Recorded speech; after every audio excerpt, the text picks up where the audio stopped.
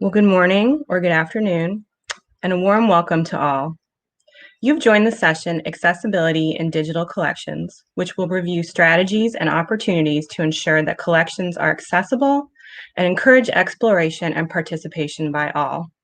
This is the last technical training workshop in Module 1 of the Digital Empowerment Project, a nationwide initiative organized by the 6 U.S. regional museum associations that is dedicated to providing free, self-paced training resources for small museums. This inaugural series of online trainings and resource toolkits focused on digital media and technology topics is made possible by funding from the Institute of Museum and Library Services. My name is Zinnia Willits, and I am the Executive Director of the Southeastern Museums Conference. My pronouns are she, her.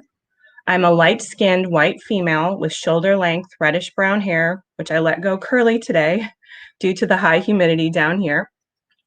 I'm wearing black rimmed glasses that are often referred to as cat-eye style.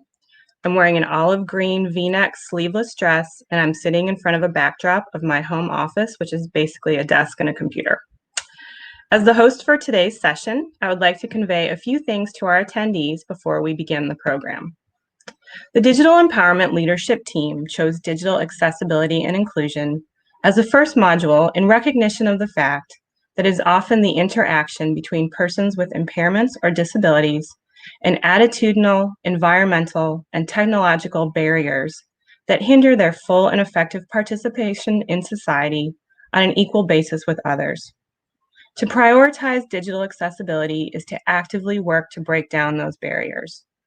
This first foundational model has provided training on how to integrate accessibility and inclusion into digital programs, social pages, and websites. Also, in this era of virtual meetings, when digital spaces may substitute our physical sense of place, it is important to reflect on the land we each occupy and honor the Indigenous people who have called it home. I'm speaking to you from Charleston, South Carolina, the historical homelands of the Natchez-Cusco peoples. Wherever we are, let us acknowledge all Indigenous nations as living communities, their elders both past and present, as well as future generations. We, the Digital Empowerment Project team, recognize that our organizations and those of our members were founded within a colonizing society that perpetuated the exclusions and erasures of many Native peoples throughout the United States and beyond. We ask you to reflect on the place where you reside and work, and to respect the diversity of cultures and experiences that form the richness of our world and our profession. Now, just for a few housekeeping notes before we introduce today's presenters and get started. First, the best place to view this session in real time is on the Museum Learning Hub website under the Watch Live tab at museum-hub.org. Here you'll be able to see all of the captioning, the chat, and the questions that other attendees are posting. I would also like to acknowledge today's ASL interpreter, who will be on the left side of your screen, and let you know that captioning for today's program is embedded in a box just below the YouTube player on our website with controls to adjust your experience. The best way to continuously refine our craft at the Museum Learning Hub is to listen to our attendees, and we ask that you share your candid feedback with us. Following today's program, you'll be sent a link to a satisfaction survey. Thank you to all who have completed these surveys thus far. Sharing your experiences through this survey will only take a few minutes and will really greatly improve our work going forward. We encourage you to pose questions to our presenters, which will be addressed at the end of the program after the presentations. So please type your questions in the chat, and a digital empowerment team member will be gathering them. We'll get to as many questions as time allows. However, we likely won't be able to address all the questions that come in during the live session. And other questions may also arise after you reflect on the program. So for this reason, we've set up an online community forum for raising questions, posting answers, and connecting with your fellow museum practitioners on the Museum Learning Hub website, which again you can find at museum-hub.org. So if you're looking for help between these programs, please visit this forum. You just have to create a login and then you can post your questions. And a member of our community or one of our student technology fellows will get back to you. Finally, to stay connected with us and be aware of future programs, please follow us on social media. And I know that our team members will be posting links in the chat throughout the program. So now finally, it is my pleasure to introduce today's instructors, Sina Bahram and Corey Timpson. Sina is the president of Prime Access Consulting, which is an inclusive design firm. He is an accessibility consultant, computer scientist, researcher, speaker, and entrepreneur. Corey Timpson is the principal of Corey Timpson Design. He is an active collaborator and thought leader in experience design and inclusive museum discourses within the cultural sector. You can learn more about our presenters from their full bios, which are available on the Museum Learning Hub website. I'm thankful for the time that each has devoted to this session, and now I am pleased to turn the floor over to Sina and Corey to begin the presentation. Thank you. Welcome, everybody. Pleasure for us to be back for our third session.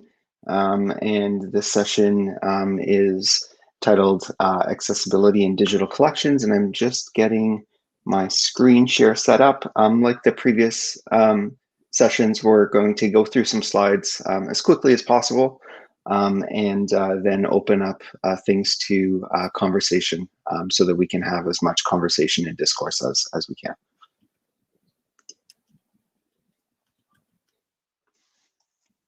All right, can I get just some feedback from anyone on the team that you can see my slides and that they are advancing?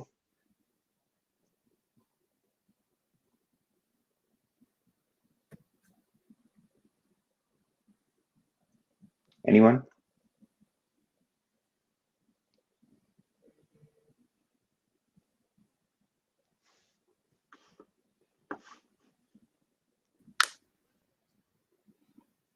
I would offer, Corey, but having the blind guy give you visual confirmation is probably not the way to go.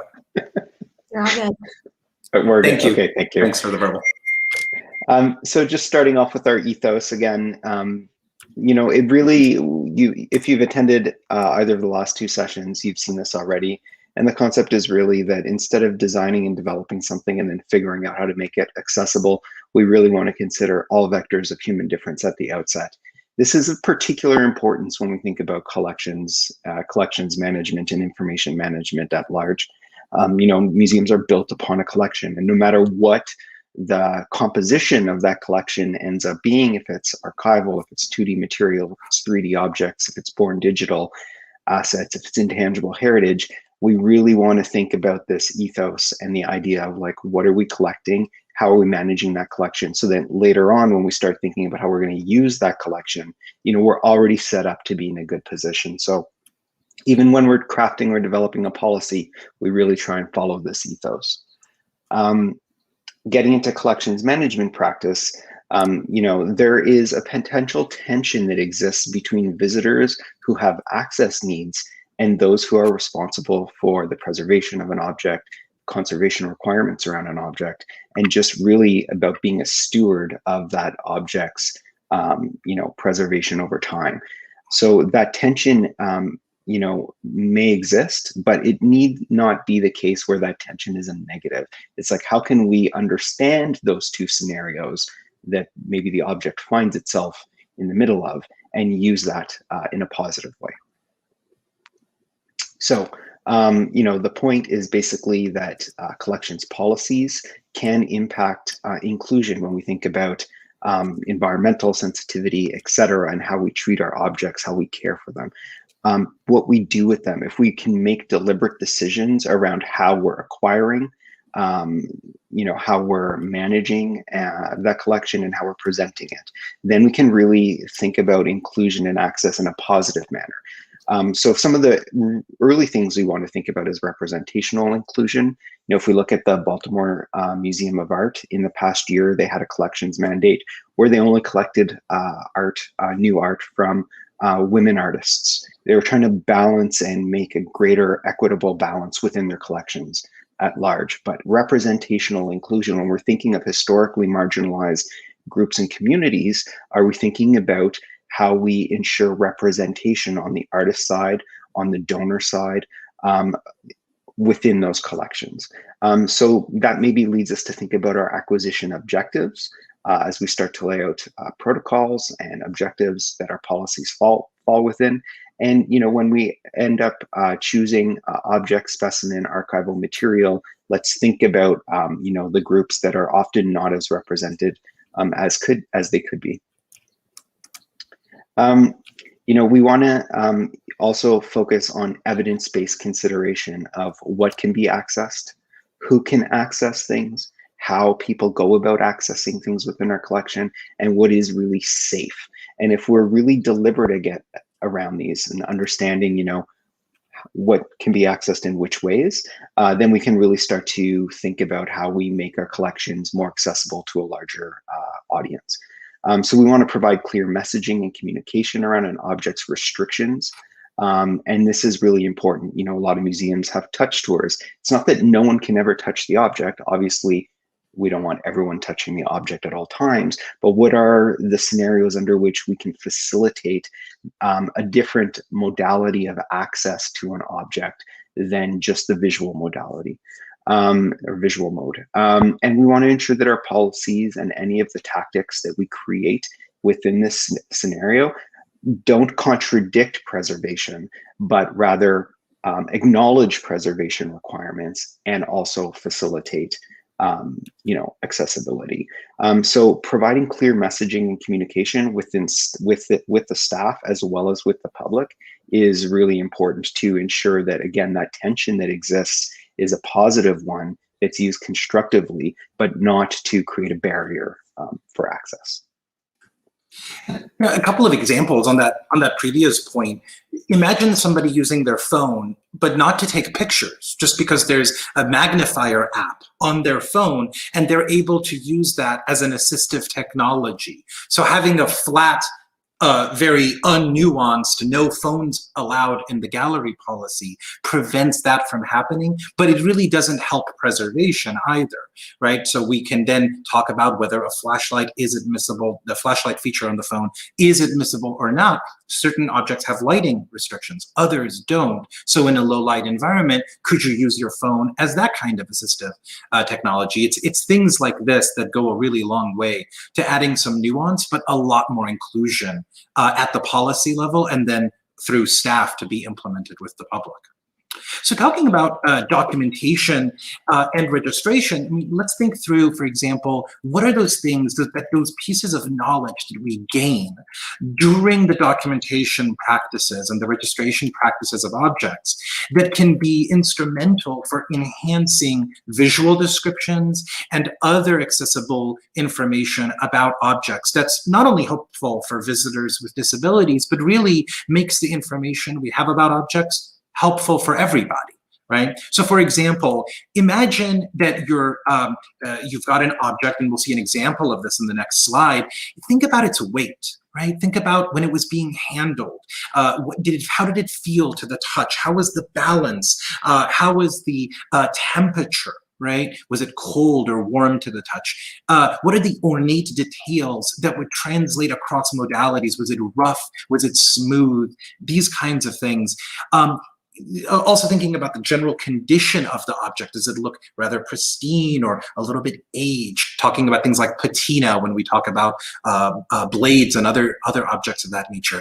These attributes, these physical properties, we don't often think about them a lot in terms of maybe something the visitor would be interested in, but they really can enhance our descriptions of objects and make them more multisensory, even if the object itself is not able to be touched for preservation reasons. So what we see here on this slide is some swords as the objects in question with some scabbards.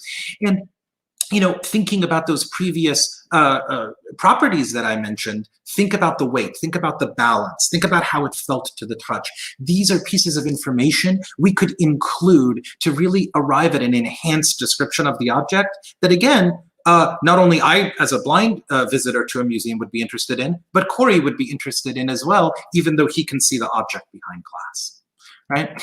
So then turning our attention to preservation, what is that knowledge that we, that we can use, the knowledge we've gained during the research and preservation practices that can enhance our descriptions and conveying of knowledge? So think about, for example, the tools that are used. We don't often think of this as part of accessibility or making things more inclusive, but imagine the kinds of information someone can infer from tools, like, oh, there's this object with many feathers on it, and these small tweezers were used in the act of preparing the object for display or preserving something about it. Think about the remnants or fragments that would come up during these processes that themselves could act as tactile pieces. These are the kinds of things that we don't associate with necessarily something that we would put on display, but if we do think about it creatively like that, we can make a much more inclusive and accessible experience. The example we see on this next slide, arts and conservation tools, everything from light magnifying goggles to brushes, knives, little picks, these kinds of things, and they can give you a sense of scale and a sense of the practice, which, by the way, again, not only interesting from an accessibility perspective, but really enhances the experience for all visitors. The next example we see on this slide is, speaking of ornate detailed, these are some bricks from a turret of a historic house. This is out of Joplin, Missouri, in addition to some tiles from the roof. We were at this project site, and we actually saw a pile of this stuff sitting outside, basically waiting for the folks to come and take it away to the garbage dump. And we immediately had the reaction of, no, hold on, let's capture a few of those pieces. Don't throw that away, because that would be gold when you want to let somebody touch something that is 30 feet above them on the roof. It's not practical to go let somebody touch that on the exterior of this historic house, but we've got the tiles right here that could be touched and can act as these learning objects and tactile objects for enhancing accessibility. Corey, back over to you. Yep. So probably the question that we get, or the subtopic that we discuss the most when it comes to inclusive design and accessibility in collections, is that tension between environmental conditions and accessibility. And so, we're all familiar with like lux levels and like with the lighting. Scenarios might be how we manage humidity and temperature controls, sound in the spaces, all of these things. Often, the default is object in a case, kind of behind glass, out of reach. It's important to realize that if we're deliberate, again, in our consideration of each one of these things, then we can not only add safe conditions for the object, but we can create greater access to the object as well. So like Sina was mentioning, the previous tactics can surface a lot more information, for collections. And provide access. Let's keep on that theme and think about like light management. Well, in many galleries, there's often a lot of glare that can be really disruptive for a lot of different visitors who are trying to see the objects. So if we think about strictly how we manage light, we can reduce glare, we can impact sensory loads, we can create focus highlights by lighting certain things in a way and not lighting certain things in another way. And so we can actually assist the inclusive design and accessibility of a space overall by thinking really deliberately about lighting, and the low lighting conditions can actually help us in this regard and not be a contradiction. Sorry to interject, Corey, but like we just had a client here, 14-person museum. This doesn't have to be hard. And the facilities manager just went around adjusting the lighting after a lecture that we gave with them. This was not a $20,000 project or anything like that. It was a couple of hours, went around and adjusted some of the lighting around the museum just to enhance in the way that Corey is talking about. So don't think that this has to be an entire project to make a massive difference for the visitor. Absolutely. And there's digital interventions that can take place. And these don't have to be really expensive interventions. They can be, the fact that people are walking around with mobile devices in their pockets, and how do we take advantage of that?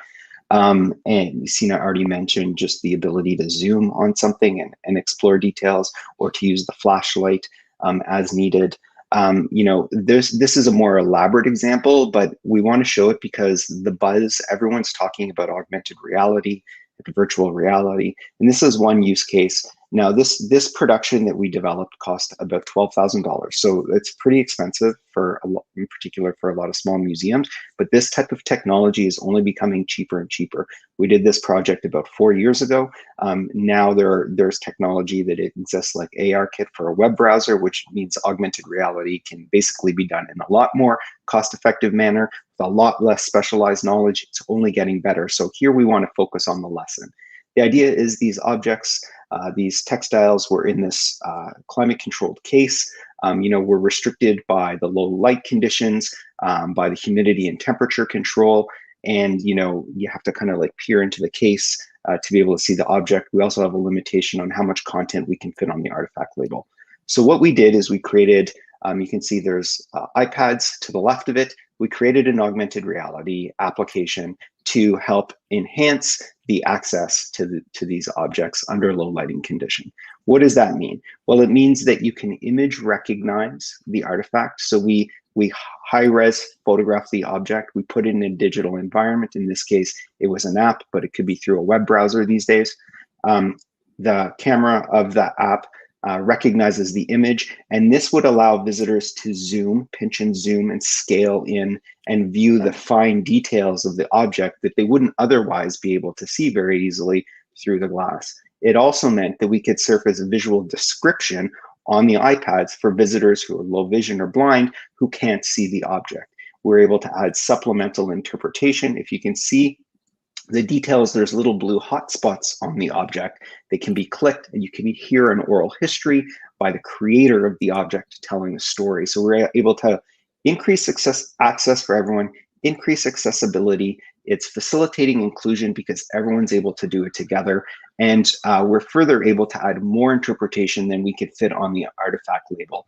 Additionally, because it's image recognized, anyone could use an image. It doesn't have to be the actual artifact itself that gets recognized. So educators in the classroom were able to use this as a learning tactic or tool with their classroom. So, we're increasing access in that way by engaging a remote audience through digital means of people who weren't able to make it into the museum in person. It doesn't have to be augmented reality. That was a fancy way of doing it. But there's no reason that we can't have objects just digitized or imaged and put into our website, made available through the mobile app. If we have the rights, the copyright to be able to do so, then we can make this content available digitally to a remote audience. If there is rights restrictions around things, then we can start to get fancy and do things like geofence the content. So we can make it available digitally, but say only accessible if you're using the museum Wi-Fi. And that way we can manage the rights restrictions that we may be confronted by. So turning our attention to visual description, which is something we mentioned in the first one of these webcasts, and Anna talked about audio description when discussing video in the second one.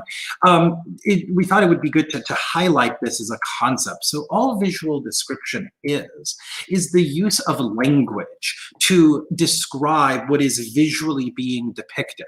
And the reason that this is important is that it provides or can contribute to providing an equitable experience for someone who is unable to see the object or prefers another modality like text or audio to know what is going on. So what we want to be careful of is that a visual description is not the same thing as a caption. So when you go to a website and there's a caption underneath a photo, maybe it says something like Grand Canyon 2015, something like that. That's a caption.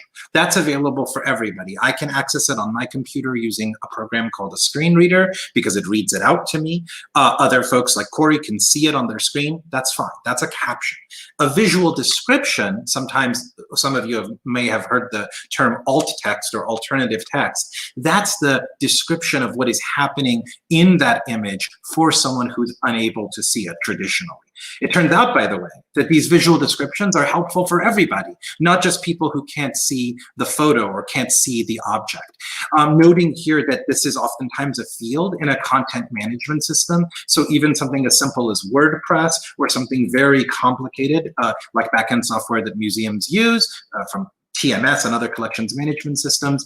There's a field to provide this information so that we can make these objects more accessible, especially to those with low or no vision. So visual descriptions, I apologize. So it's important to remember also that when we think about visual descriptions, there's all sorts of variants there. So just one quick note that we can talk about more in the discussion and Q&A section, that there are short and long visual descriptions. There's all of these different types of ways of describing objects. That's in the practice of it. We want to just make sure we're surfacing the concept that exists of describing something. So let's take a look at an example of that. So we've got a painting by Kerry James Marshall. For audio reasons, just for some IT reasons, we're going to play the audio from my phone. So I will hold this close to the camera in order to make this happen. Let's see if it does. 1 second, forgive the phone usage, and I apologize. But you do at least get to hear a screen reader in action, which is kind of cool. Okay, so I'm going to hit play, and I'm going to hold this up to the microphone. This painted portrait depicts a young woman with jet black skin holding a long, thin paintbrush up to a colorful, messy painter's palette. She is shown in a three-quarter pose, gazing directly at the viewer. Her face, which is central to the square composition, stands out against a large white canvas, almost blending into the pitch-black background to her right. Closer inspection reveals, however, that her skin is subtly rendered, with various shades of contours and highlights. She wears 2 large hoop earrings, 3 small hoop earrings, and an oversized, boxy, high-collared jacket made of stiff fabric.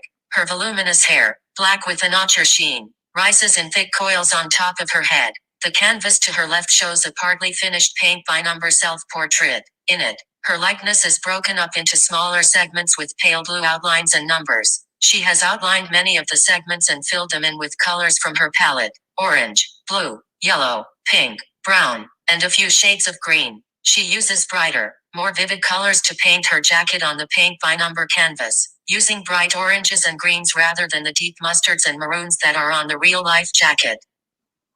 So that's an example of a long-form visual description. That's from the Museum of Contemporary Art, Chicago, and came out of a project that we developed with them called the Coyote Visual Description Platform. And we can talk about that more in the Q&A. But we just think that's so cool because it is an example of a visual description, yes, but it itself, to me, is incredibly artistic. It's an incredibly beautiful description to try to bring more equitable experiences and access to these objects, which are primarily thought of as being visual. And just maybe just to emphasize, it is not interpreted.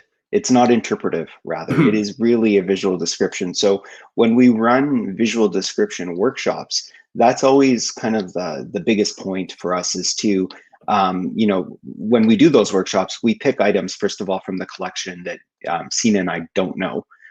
Because what ends up happening is people who are more familiar with the item, with the artifact from the collection, end up adding sort of naturally insights into their visual description. They get into interpretation. So, on on a meeting we had this morning, Sina remarked, like, he and I had no idea what people were talking about because it wasn't apparent in the image of the artifact itself, but was things that the staff understood because they work with the collection a lot. So just to note that's one of the critical points within this concept. No, that's a great reminder. This difference between interpretation and visual description, right? The kind of golden rule of visual description is say what you see. It's a good rule of thumb. Noting time here, just on turning our attention to discourse. Essentially, a lot of discourse these days, it happens online. It happens in these digital spheres, right? Whether it's Twitter or social media like Instagram and Facebook and LinkedIn, all of that stuff, as well as things like blog posts or Medium, more longer form social media. And so when we're capturing these materials, these outputs, this content for thinking about preservation and conservation, it's really important to make sure we're not just capturing that tweet with an image in it, we're also capturing the visual description that somebody has written.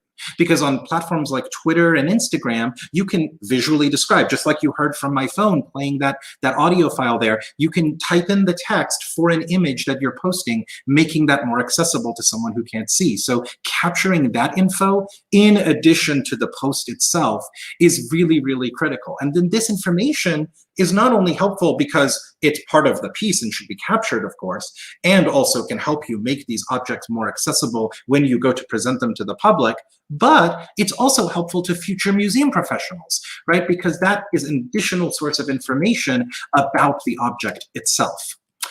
In terms of data and information management, there's a lot more to the collection than the physical objects like we've been talking about. So there's the associated data with it, like the metadata I just gave, who sent the tweet, for example, on a born digital object, or provenance information, these things that we're familiar with in museological practice. There's born digital artifacts like we've been discussing, social media posts and web pages and content of that nature. There's intangible heritage, right? Corey always makes this key distinction. Think of a dance from indigenous peoples, right? When you think of a dance like that, only a video capture of it may be documenting it, sure, but it's not preserving it, because an intrinsic aspect of the dance is the interpretive qualities and interpretation itself that the individual performing that dance brings to that piece of intangible heritage. So just having a video file is not enough. So let's think about that in our preservation practices so we don't accidentally perform these kinds of erasures that sometimes happen.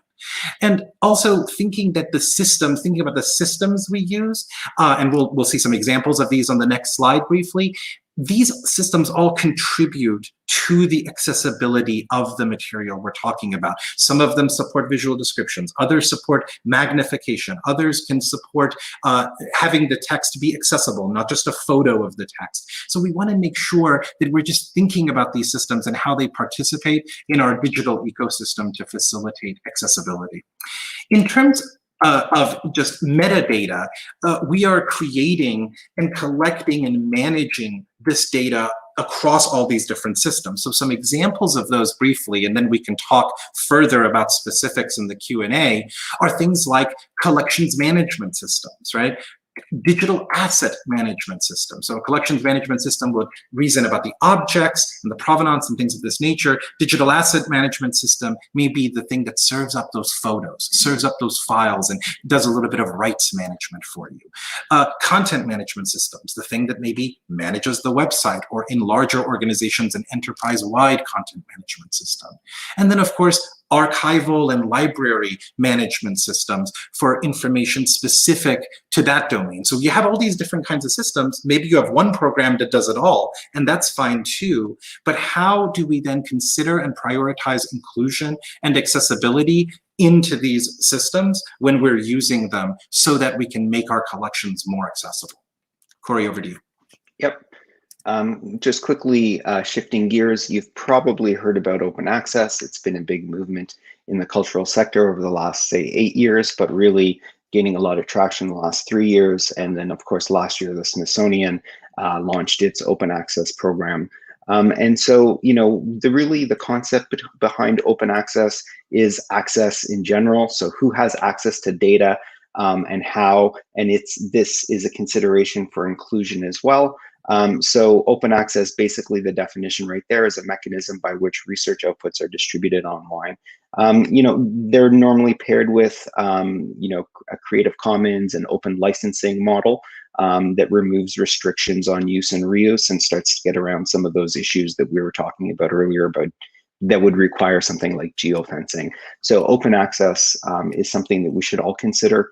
You know, if we're a steward of the public's collection, of its heritage, then, you know, open access is a really important tactic and facility to ensure that we provide the public with access to their own collections. You know, why does it matter? Well, I think it's kind of what we're talking about is increasing access to human knowledge. This is one of these core museological responsibilities. You know, if we think about the ongoing trust relationship that museums share with the public, and how to evolve that trust relationship as people's expectations evolve and our behaviors change over time, then certainly open access is kind of having its moment right now.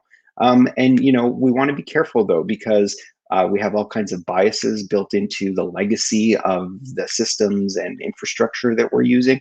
And we want to ensure that we don't perpetuate bias as we make things open. So, this is something for us to consider. Sina just mentioned, this idea of larger institutions having content management systems that manage more than just their website. And so something that we really fully believe in is this idea of enterprise content management. And some of those systems that you may or may not use that Sina just ran through is we want to really, when we're thinking about inclusion and access, make deliberate decisions about the nature of those systems, how they share information with one another or share information in general, and know that further down the line, we want to have as few barriers as possible, not only in our intentions, but how we can actually execute those intentions. And even just removing the museum subject from the equation and thinking about things in purely data and information terms, we really want to be as interoperable between systems and information sources as we possibly can be, so that when we want to do something, years from now that we haven't even thought of right now, it's going to cost us a lot less time and a lot less money to be able to do whatever we need to do. And enterprise content management and the methodology around there, that concept is going to help us get there. This is kind of more details on that. I don't think that we need to get too far into enterprise content management on this talk. But just to say, you don't have to have expensive content or collection management systems in order to take advantage of this. You may be using, a database. You may be using an Excel spreadsheet or Google Sheets or something like that. And the idea is to always think about, it really is just data and information. And how are we going to best use that in the future? We're not quite sure. So let's be as open and flexible as we can be. Leading into some final thoughts, we mentioned this, I think, in the previous 2 sessions, but when you're thinking about your website, use WordPress over other platforms. The main thing here is WordPress comes with a content management system. So back to what we were just talking about, that may help structure some of your information and your data. And if you're surfacing collections through your website, that as well, in a way that you may be able to use that data and information in a scalable way in the future. Put as much as you can on your website. If you can put label information and visual descriptions and artifacts online, then that's great. At the Corning Museum of Glass, they have the artifact labels for all of the objects on their website. And then in gallery, they let you know where you can find it online. That's great, because now they've just made their artifact labels accessible, because everyone's mobile device has a screen reader and can read the text out for people who can't see or hear, can't see or view the label. And this bottom point here is kind of what we've gotten to with this. This is a session on digital collections. We spend a lot of time talking about different aspects of the collections, but that's because we consider all collections to be digital collections. Even if it's a 3D object that may not be digital, all of the associated information and data around that object is digital. It's not being composed on a typewriter. It's born digital in Word or Google Doc or something like that. So let's consider things digitally, because that's only going to allow us to distribute that information in more ways and make sure that that information is more accessible. Ultimately, your museum is built upon your collection. So if we can ensure that the collection is inclusive and accessible, we're going to go a long way to ensuring that our programs are inclusive and accessible. The workflows through which we manage our collections, and the assets are critical in this context. Visual description is likely not in everybody's workflow, but when we're cataloging an object, if we can just add a part to our workflow that, say, fills out the visual description, then it is there for when we want and need to use it. And when we consider our museological practices in the context of inclusive design, we can enable greater accessibility, which means we can extend our reach and we can satisfy many of the strategic performance objectives and measures that we all have for our organizations. And with that, we can jump into the discussion.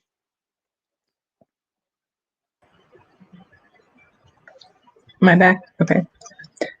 Thank you to you both. As somebody who spent 17 years in the collections world, it was really interesting for me to listen to what you were saying and think back on the many, many object and artwork descriptions I've done over the years, and really thinking about the weight and the texture and just adding in simple, simple more descriptors to what we're writing that was helpful. So we have a few questions from our attendees, and if you're listening or watching, please continue to drop them into the chat, and they will get relayed to me through the magic of technology across the stratosphere here. But I'm going to start with a simple one. I think it was from Sina. What software did you use on the iPad? So this is built right in. In fact, if you want a more detailed demo of this, we have one in the first video of the series, in the first webcast, but it's built right into your iOS device. So any Apple device from iPhone, Apple Watch, iPad has it. It's called VoiceOver. You can just ask Siri to turn it on. So you can say, I'm not going to say her name, but her name, turn on VoiceOver. And it's also, if you go to settings, under accessibility, there is a whole slew of assistive technologies. There's a magnifier, there's a black and white mode, there is switch-based access for those who are not able to use the screen. There is the screen reader called VoiceOver, all hearing aid compatibility. All of that is built into your iOS devices. And so that is what I was using as somebody who's blind in order to be able to use a device like an iPhone. And that's exactly what your visitors can use to pull up that's why, like, if you take nothing else from this presentation, that point Corey made, put as much as you can on your website. Because then I, as somebody who's blind, maybe you don't have accessible labels. Maybe you don't have these other things figured out. As long as I can get to that label information, I can pull it up on my phone and read it right there in the gallery. That won't work for everyone, but it's a really easy win that you can have. Thank you, Sina. So this next question, the attendee says, I often get pinged on the length of my alternative text when running an accessibility checker. Is there an ideal length for alternative text?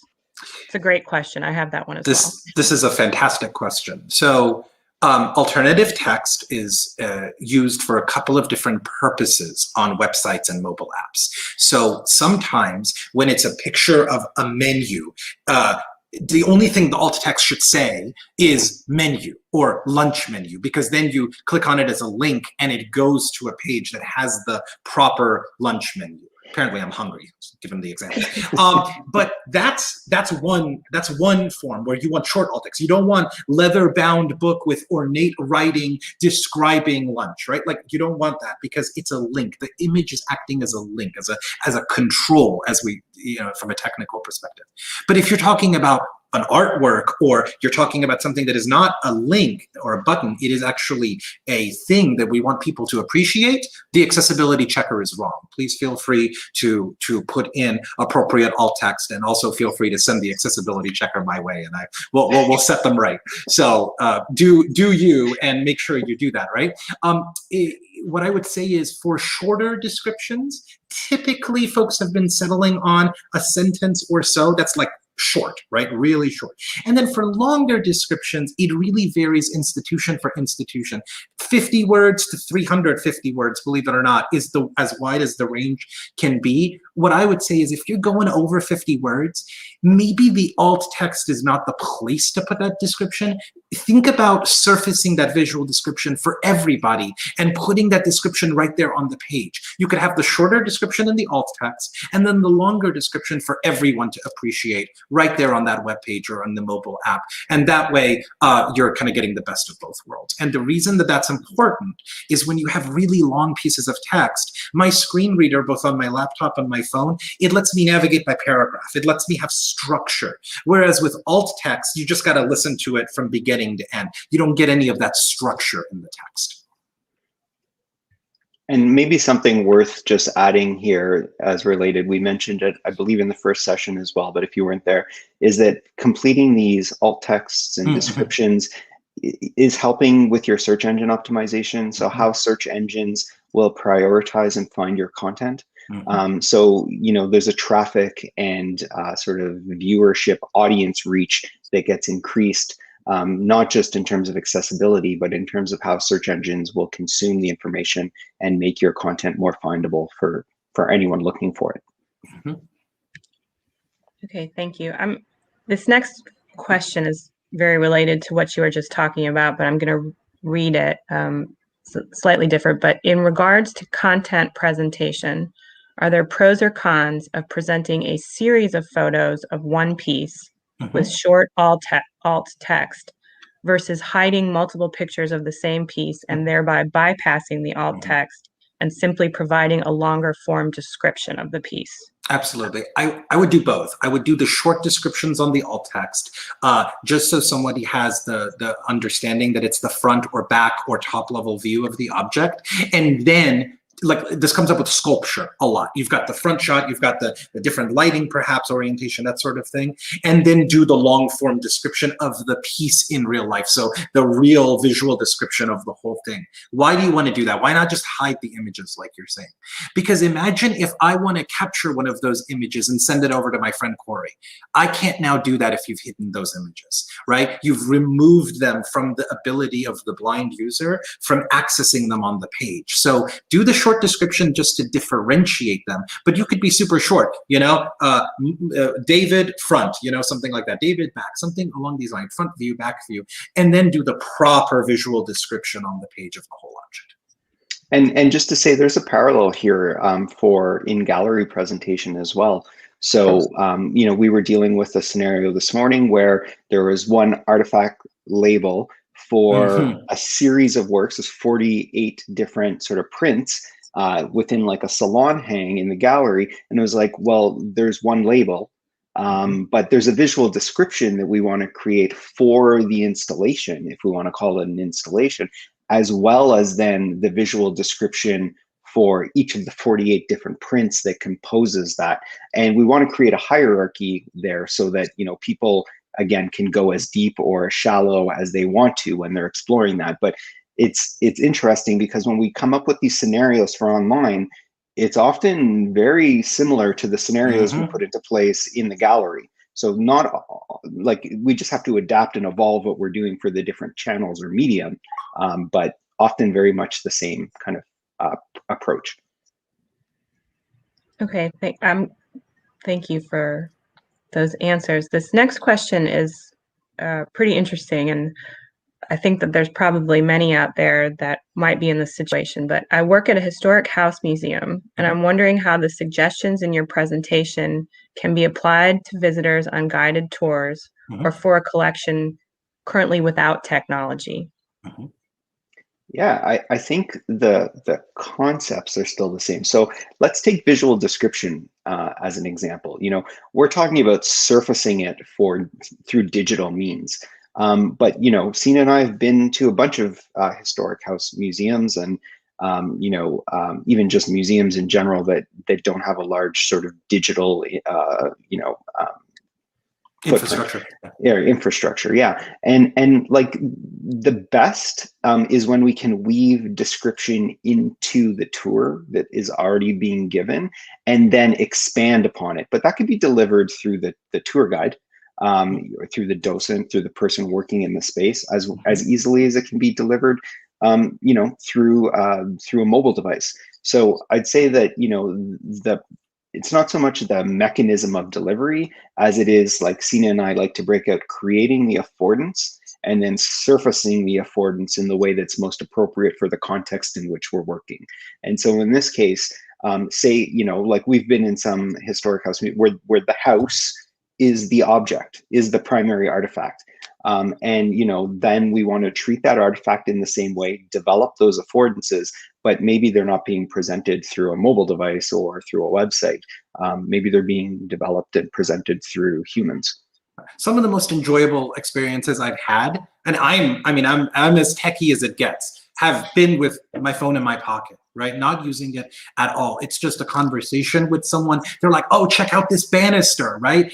Check out this wall and the textural difference between that and the stairs. Come upstairs with me and I'm going to describe the lighting to you, right? And those could be one-on-one tours. They could be visual description tours, or they could be part of, as Corey is saying, woven into the tour, again, for everyone to enhance the multisensory nature. Think about the places in the house that might have a cold draft or might have something else going on that's a different sensory modality. Think about objects that normally you don't want folks to touch, but if you're happy to have somebody wear some, art gloves, like preservation gloves, and then occasionally have your blind or low vision visitors touch them, you can offer those enhanced opportunities. Just really imagining a different experience. Don't think of the tech as the only way to achieve that. That's just one way of surfacing this stuff. Yeah, I think one of the most incredible tour experiences that I've been on was one of the tours I went on at the Tenement Museum in New York. And so there, the building is the artifact.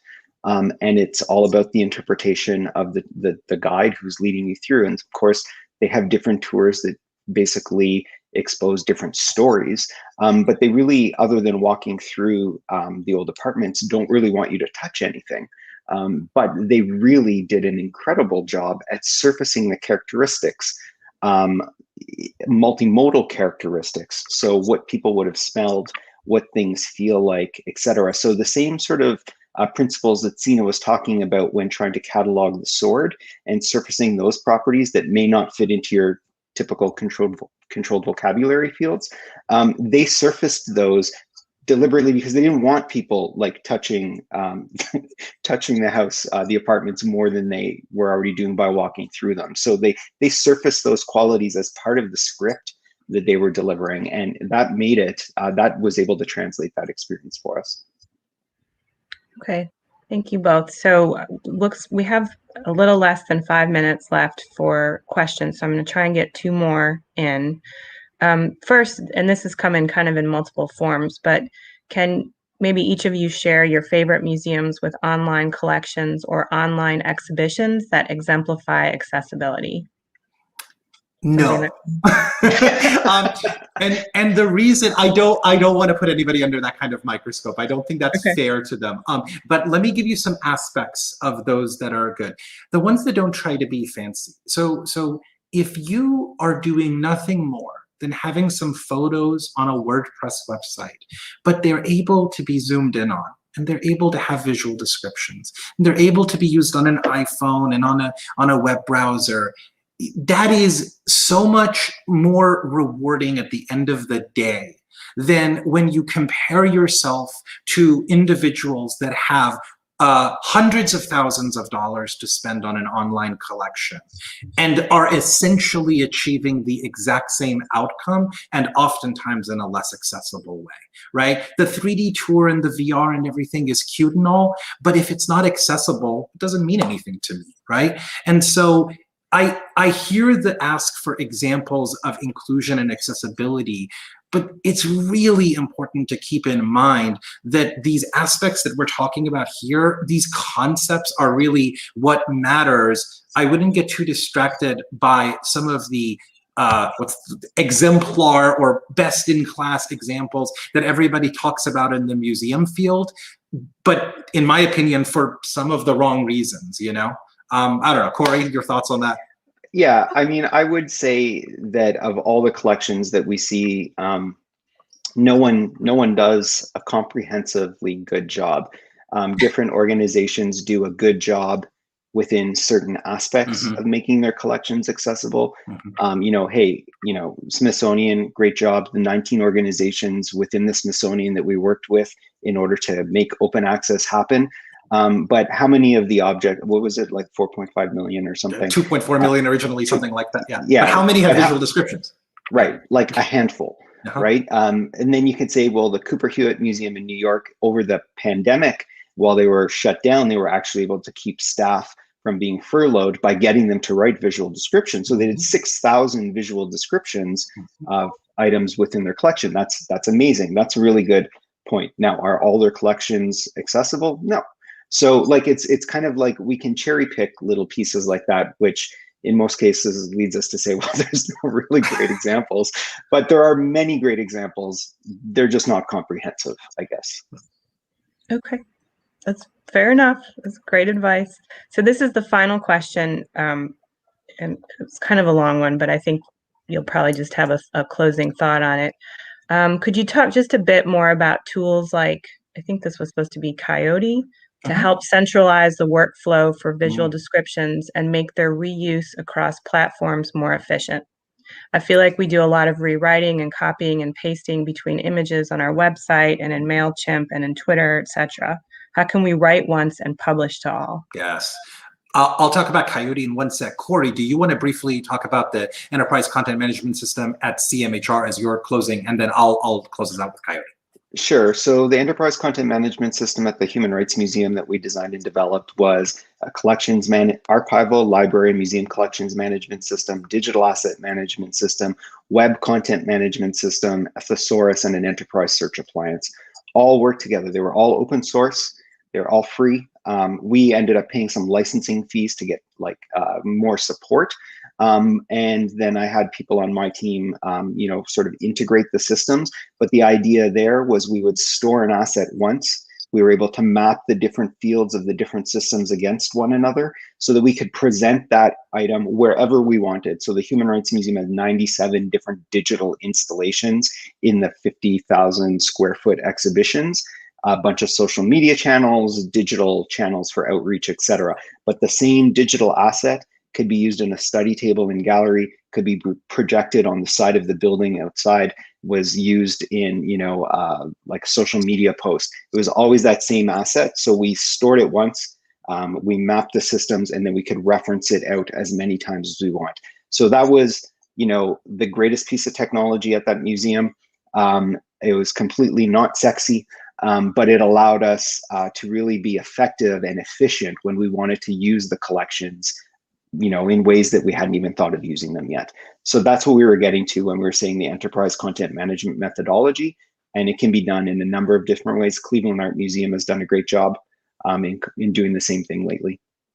And with respect to Coyote, Coyote is a also open source tool, and it can be hosted as well. And if you're a small museum especially, please reach out. We're happy to work with you on making this affordable for you, because what it is a tool that can integrate especially well with WordPress websites, and other types are coming as well, that allows for the synthesis, the review, the editing, the publishing, and the storage of visual descriptions. You can have multiple alt texts, longer texts, shorter ones, sign language, what have you, for any object in your collection.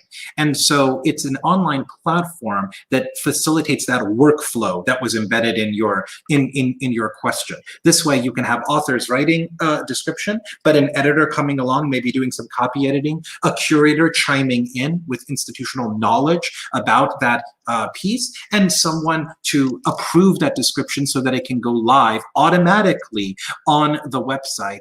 And this way you're not stuck doing all of that work in a single edit field in WordPress, in a single edit field in Drupal. It basically takes visual description and treats it as a first-class citizen in your content management workflow. Happy to talk to you more about that offline. I think that's a great place to end. And I also think this is a great discussion to continue on the online forum, because I just wrote down Coyote.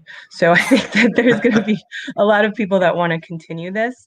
But we are at time. So I just want to say thank you all for attending today, and a huge thanks to you, Sina and Corey, for terrific presentations, and the really practical takeaways in all of these technical trainings.